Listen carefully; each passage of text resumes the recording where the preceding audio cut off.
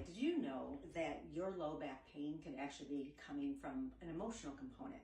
So one of the things that we see is a lot of women that'll come in and they'll say, I have this pain at my low back, my tailbone, and I have no idea what I did. I didn't do anything, nothing physical.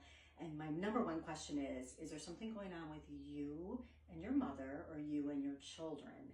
And it seems to be directly related to a female issue. But if you think about the tailbone, it is the center of birth.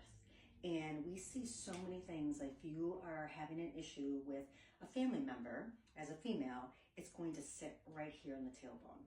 The one thing we talk about, it's called a panic pattern. So if you think about panic, you know, when a dog gets really afraid, what does a dog do? Tucks its tail in. Well, we do the exact same thing as women.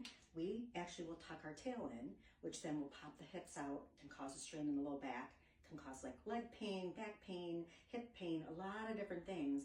And it's due to the emotional component of it. So a dog can take their tail and pop it out and go on their merry way. We get caught in this panic loop. So what I do as a chiropractor is I use this tool. It's a really gentle, specific tool. There's no cracking or popping.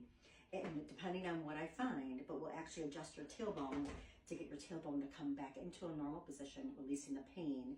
But we also have to address the emotional component behind it. So what we'll do here at Van Every is we'll actually make sure that you think about that emotion so we can actually adjust you while you're thinking about it.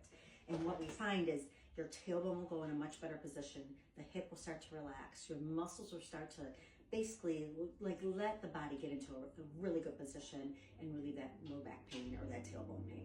So once again, I'm Dr. Saylor. If you have any questions, reach out to me.